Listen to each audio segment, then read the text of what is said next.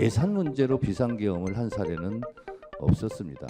차라리 비상계엄을 그렇게 선포할 거라면 우리는 이런 예산 삭감으로 나라 살림을 운영할 능력이 없다라고 솔직하게 말하는 것이 오히려 국민에 대한 예의와 도리가 아닌가 그런 생각이 들었습니다.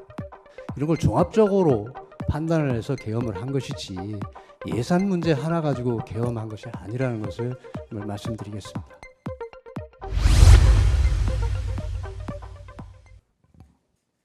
짧게 한 말씀 드리겠습니다. 대한민국은 법치 국가입니다. 법치 국가는 여러 의미가 있겠습니다만 법에서 정한 만큼만 권한을 행사하라 이런 뜻이기도 할 것입니다.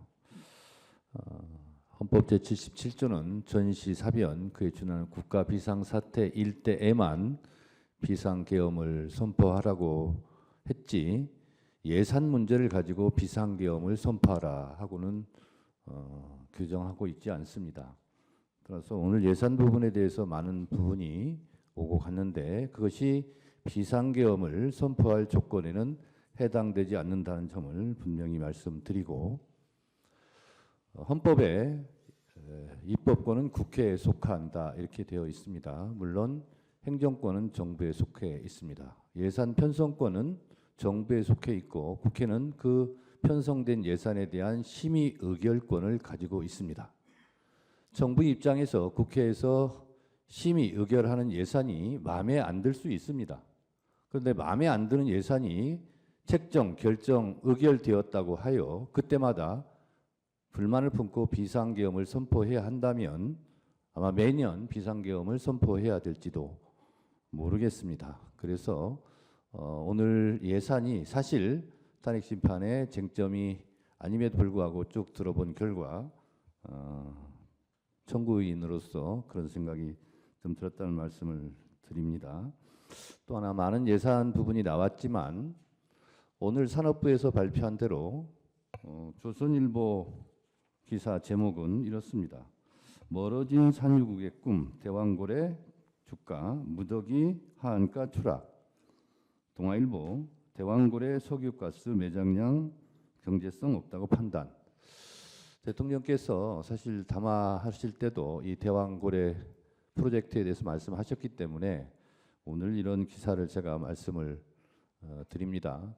그렇다면 결국 국회에서 이 대왕고래 프로젝트 예산을 삭감한 것은 결국 경제성이 없는 부분에 대한 잘된 예산 삭감이 아닌가 그런 생각도 들었습니다. 또한 특활비 얘기만 특별히 한 말씀 더 드리면 제가 속해 있는 국회 법사위에서 했습니다만 저희가 수없이 증빙 자료를 제출하면 증빙된 만큼 예산을 책정해 주겠다고 수없이 말했습니다만 국회에서 심사를 해봤을 때 특수활동비는 특수하게 쓰여지는 활동비일 텐데 예를 들면 왜 명절 전날 특수활동비가 이렇게 많이 쓰여지는가? 명절에는 오히려 특수활동비가 들지 않을 텐데 수사를 하지 않으니까 그런 의심들이 들었음에도 불구하고 증빙 자료를 제출하라고 했는데 실제로 제출하지 않았습니다. 그래서 삭감을 하게 되었다는 말씀을 드립니다. 결론적으로 우리가 차를 운전하고 갈 때 차가 많이 밀리면 좀 기다리기도 하고 차가 풀릴 때 또 운전을 하고 그러면 되는데 차에서 내려서 앞에 있는 운전자들을 다 폭력적으로 끌어내서야 되겠습니까? 그리고 제 경험상 국회 예산은 늘상 문제가 있었고 늘상 여야가 다투기도 합니다. 그렇지만 그 예산은 잘 조정돼 와서 지금까지 예산 문제로 비상계엄을 한 사례는 없었습니다. 예산 문제 예비비도 실제로 국가 예산 600조가 넘는 예산 중에서 1%에도 해당되지 않습니다. 1%도 해당되지 않는 예비비나 이런 각종 정부에서 책정하고자 했던 예산이 실제로 실현되지 않았다 해서 비상계엄을 선포하는 것은 너무 심한 일이 아닐까 그런 생각이 좀 듭니다. 차라리 비상계엄을 그렇게 선포할 거라면 우리는 이런 예산 삭감으로 나라 살림을 운영할 능력이 없다라고 솔직하게 말하는 것이 오히려 국민에 대한 예의와 도리가 아닌가 그런 생각이 들었습니다.